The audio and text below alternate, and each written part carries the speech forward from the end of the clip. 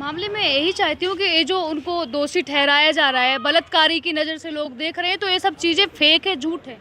इन सब के पीछे बहुत बड़ा मामला है, बहुत बड़ा षड्यंत्र है, जो सारे दुश्मनों ने रच के मुझे बना लिया। और मुझे तो पता भी नहीं था कि ये जो जूस वाली बात से इनको 376 लग जाएगी। मैं जानती भी नहीं थी इस चीज़ को, कि बेहोश करके मैं सो गई और फिर ये सब चीज़ें मुझे नहीं पता था। मैंने ये साहब कभी नहीं बोला कि मेरा बलात्कार हुआ है, क्योंकि हुआ ही नहीं है। मैं अपनी मर्ज़ी से उनके साथ रहती थी, अपनी मर्ज़ी से मैं काम करती थी। आप लोग खुद सोचिए कि बलात्कार किसी का 5 साल तक हो सकता है क्या? लड़ाई झगड़े थे हम, तो इसलिए केस किया था अपना। फिल्म डायरेक्टर सनोज मिश्रा, जो प्रयागराज की मोनालिसा को फिल्म में चांस देने के नाम पर फेमस हुए थे, उनके ऊपर एक मामला दर्ज कराया गया। उन्हीं की जो असिस्टेंट थी, उन्होंने मामला दर्ज कराया, वो भी रेप का। ऐसे में पुलिस ने अब उनको गिरफ्तार किया है। नवी करीम थाने में लाकर उनको रखा गया है। हमारे साथ वही पीड़िता है जिन्होंने उनके खिलाफ मामला दर्ज कराया था। लेकिन अब जो मोड़ आया है इस पूरे कहानी में, वो ये है कि अब पीड़िता ही कह रही है कि सनोज मिश्रा निर्दोष हैं और उनको फंसाया जा रहा है। ऐसे में हम जानेंगे कि क्या पूरा मामला था। मैडम, क्या लगता है किस वजह से आपने बयान दिया और आप खुद ही अब आके कह रहे हैं कि नहीं, उनको फंसाया जा रहा है? देखो, ये चीज़ तो मैंने कभी नहीं बोला कि मेरा बलात्कार किया है या मेरा रेप किया है। ये चीज़ मैंने कभी नहीं रखा। जो मामला ये है कि लोगों ने मुझे बहुत ज़्यादा बहकाया। 2-3 लोग ऐसे उनके दुश्मन हैं जिन्होंने मुझे बहुत बहकाया, इतना मुझे मिसगाइड किया है, इतना मुझे प्रेशराइज़ किया है कि मोनालिसा के साथ घूम रहा है, तुमको छोड़ दिया है वो, मतलब बहुत ज़्यादा मेंटली मुझे टॉर्चर किया। और उन्होंने मुझे एक फ़ीमेल एडवोकेट भी अवेलेबल कर दी मेरे लिए, जो चीज़ें मैं नहीं कर सकती थी वो उसने करके और दे दी। क्योंकि मैं गाँव से हूँ, मेरा दिमाग इतना नहीं चलता कि किन चीज़ों में क्या होता है, मुझे तो नहीं पता। उन्होंने बोला कि मैं तुम्हारी बहन हूँ और मैं एडवोकेट भी हूँ, अगर ऐसा कुछ है, लड़ाई झगड़े कुछ चीज़ें हैं, तो आप एक FIR दे दो। मैंने कहा ठीक है, ये चीज़ तो मैं पहले ही बोलती रहती थी। लड़ाई झगड़े होते थे कि मैं FIR कर दूँगी, ये वो चीज़ें, लेकिन मैंने ये कभी नहीं बोला कि मेरा रेप किया। ये चीज़ें मैंने कभी नहीं बोली। उन्होंने बोला, जो अपनी FIR की कॉपी मैंने लिख दी। उन्होंने मुझे कॉल किया कि आपकी FIR की कॉपी जो है, मैं एक कोई एक्सपर्ट है उनको भेज रही हूँ, थोड़ा सा चेंज होगा, उसमें आप मैनेज कर लेना, बट जो भी होगा आपकी भलाई के लिए होगा, आपका केस थोड़ा सा मजबूत हो जाएगा और आप जो चाहती हो, लड़ाई झगड़े शायद सब चीज़ें ठीक हो जाए। मैंने बोला ठीक है। तो जब उन्होंने मुझे वो कॉपी दिखाया तो मैंने बोला, मैडम ये चीज़ें हमारे साथ नहीं हुई हैं, आप मत दिलवाइए इसमें। उन्होंने बोला कि आप मेरे पे भरोसा कीजिए, एडवोकेट होने से पहले मैं आपकी बहन हूँ और उसके साथ ऐसा कुछ नहीं होगा, आप डोंट वेरी, परेशान मत होइए, मैं खड़ी हूँ आपके साथ, आपका केस मजबूत हो जाएगा, यही सब चीज़ें आप पुलिस स्टेशन में लिखवा दीजिएगा। मैंने बोला ठीक है। मैंने सोचा, मैं थोड़ी ना जानती हूँ, एडवोकेट है तो भाई अच्छा ही करेगी। मेरे साथ गई, मैंने पुलिस स्टेशन में वो चीज़ें लिखवाई। लिखवाने के बाद 164 का कोर्ट में बयान हुआ, तो उसने बोला कि सेम यही बोलना है, आपका केस मजबूत रहेगा और आप जो चाहते हो सब चीज़ें ठीक हो जाएंगी, आपकी लड़ाई झगड़े नहीं होंगे, साथ रहना, काम करना, यहाँ वहाँ, मतलब वो चीज़ें उन्होंने मुझे अच्छे से मिसगाइड किया। और मुझे लगा उसी बीच सनोज मिश्रा जी से मेरी बातचीत नहीं हो पा रही थी, क्योंकि वो गए हुए थे मणिपुर और नेपाल, इम्फाल, तो उनसे मेरा करीब 1 महीने 25 दिन मेरी बातचीत नहीं हुई है। जब बातचीत नहीं हुई तो मुझे भी लगा कि शायद मोनालिसा के साथ ये सब चीज़ें हैं, इसलिए शायद मुझे ब्लॉक मार दिया हो, नंबर चेंज कर दिया हो।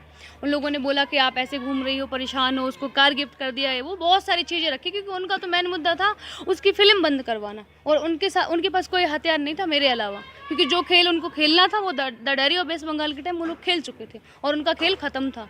खूब सारे आरोप लगा लिए थे, मुझे भड़का लिया था। भड़काने के बाद एक होती है ना जो स्थिति हो जाती है इंसान की, कि बात भी नहीं हो रही है, लोग इतना बोल रहे हैं, तो कहीं ना कहीं सच तो नहीं है ये। मैंने बोला ठीक है, FIR जब लिखा है तो ये सब जब चीज़ें लिख गई, कोर्ट से बयान आ गया और जो भी धाराएँ आनी थी वो आ गई। मैंने गूगल पर सर्च किया, तो मैंने उसको फिर कॉल किया। मैंने बोला दीदी मेरे साथ ये बलात्कार हुआ नहीं है, 376 क्यों लगवा दिया?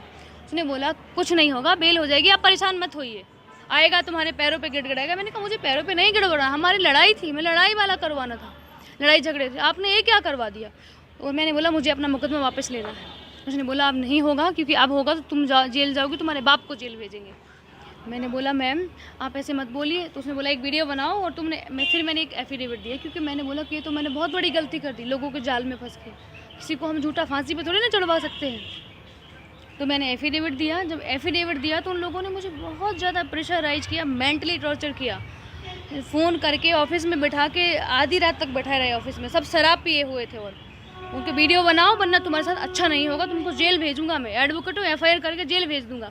मैंने बोला गलती मेरे से हुई है, तो उस गलती को मैं अपनी को सुधार रही हूँ, तो इसमें बुराई क्या है?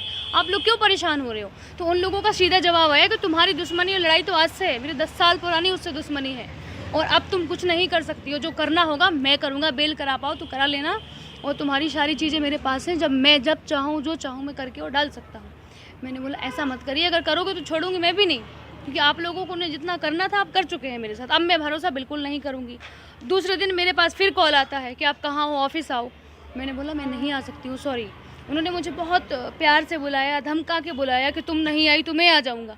मैंने बोला कि आप एडवोकेट हैं, एडवोकेट की तरह आप ट्रीट करिए, आप मेरे से डॉन की तरह बात मत करिए, जब मुझे टाइम होगा मैं तब आऊँगी। मैं आपके बुलाने पे 24 घंटे अवेलेबल नहीं हो सकती ना, कि आप एक एडवोकेट हैं और मैं आपकी क्लाइंट हूँ। क्या मतलब हुआ कि मैं 24 घंटे वहाँ आऊँ जाऊँ? उसके बाद फिर एफिडेविट लगा के हम लोगों ने हाई कोर्ट में लगाया, बेल वहाँ से भी खारिज हो गई, और सारे दुश्मन जाग के और हमारे लिए खतरा की तरह मंडरा रहे हैं पूरे। और इन सब के पीछे बैठा हुआ है सबसे बड़ा वसीम रिजवी, जो कि इन सब चीज़ों ये पूरे मेंबर का जो पूरे ग्रुप है, इसका जो मेन लीड बोलें जिसको, वो वसीम रिजवी बैठा हुआ करवा रहा है सब। वसीम रिजवी कौन है? वसीम रिजवी हमारी मूवी है इसे the diary of West Bengal, उस फिल्म में वो प्रोड्यूसर थे, मैं चीफ असिस्टेंट डायरेक्टर थी, सनोज जी उसमें डायरेक्टर थे। तो तभी से आपकी जान पहचान उनके साथ है? हाँ, उसके पहले से मेरी जान पहचान थी। जब हम लोगों ने टीजर रिलीज़ किया उससे पहले से हमारी जान पहचान थी, और उनको पता था कि मेरा सनोज जी से झगड़ा थोड़ा बहुत नोक-झोंक बनी रहती है, वो हर किसी की फैमिली में होता है।